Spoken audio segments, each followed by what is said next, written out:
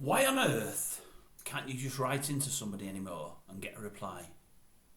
When did that all change? Why is everything technical now? Why is everything a chore? It doesn't help oldies like me. I am a technophobe. I keep saying it, I am. I'm lazy as well. That doesn't help things. You know, I'm also secretive. This channel is very secretive at this stage. Today's video is going to be along those lines of something very secretive. Let me tell you more. What I'm getting at is, I've had an experience. Well, I never had an experience. I wanted to have an experience. Again, nobody would believe this. Nobody would believe I've got this channel. Nobody would believe what I'm going to say next. I've tried to get on to Dragon's Den.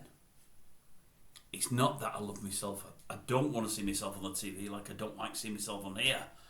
But I've got 4 or 5 things there, as I said in my first intro video, which you may or may not have seen.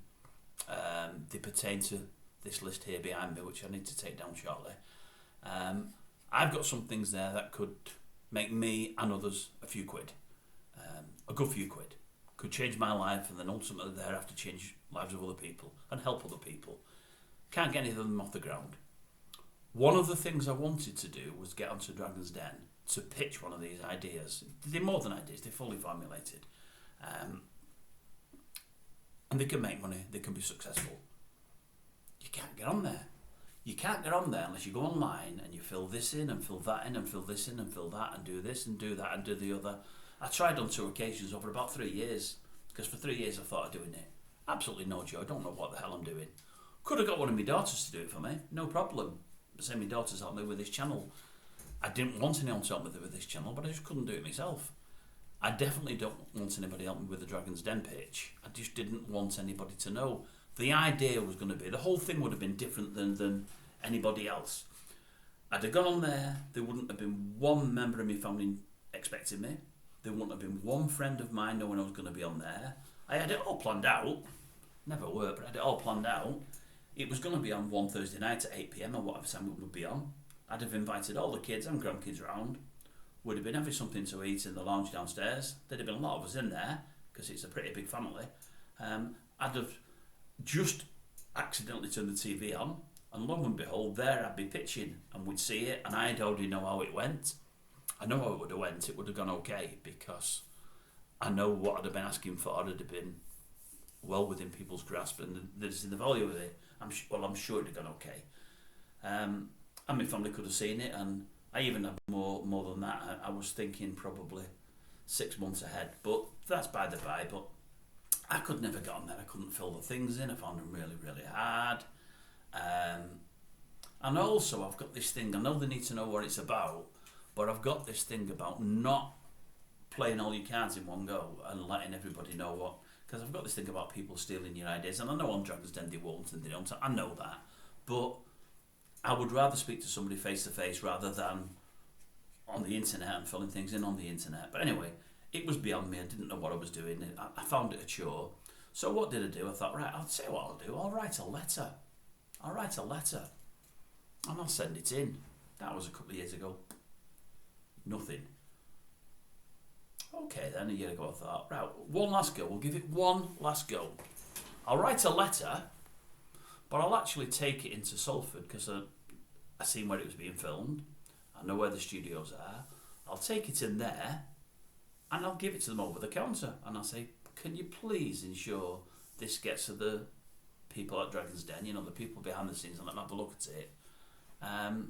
So I did that. Went up to Salford, struggled to find it, parked up. First couldn't get in the building, it was difficult. Finally got in the building. Spoke to the ladies on the desk, who were lovely, really nice people. No, we don't accept letters. We're not allowed to accept letters. We can't, you've got to take it away. You could post it, but we can't accept letters. And I thought, what's it all about? My story, every story that you see on there is different than the next. Some are alike to others, but they're all different in their own way. Mine would have been totally different. I'd have probably been the only person that's ever been on there that absolutely nobody knew they were on. Absolutely nobody. I'd have asked for an amount that's never been asked for before. it may frighten some, it may not. And I'd offer a stake in a business that's never been asked for before. So everything about it would have been different. And the actual business they'd be investing in was something I've never seen before. So it ticks like 4 boxes there straight away. But you can't get on. You can't get on, and I think, why don't we have things back to how they used to be? Where you could write to somebody, or you could pick up a phone and you could possibly get through to somebody. We're going to mention, if you've seen the previous video regarding, what was it about Neil Diamond? Was it the Neil Diamond one? No, it was the one before that, I think. What was it about? I can't remember what it was about. But I mentioned the topics we're going to cover this weekend. And I mentioned, I think, the guy's name in the intro video. We're going to look at Bill Shankly, only in small part. And one of the things I loved about Bill that I've read about on many, many, many occasions was the fact that he actually used to have interaction with the fans.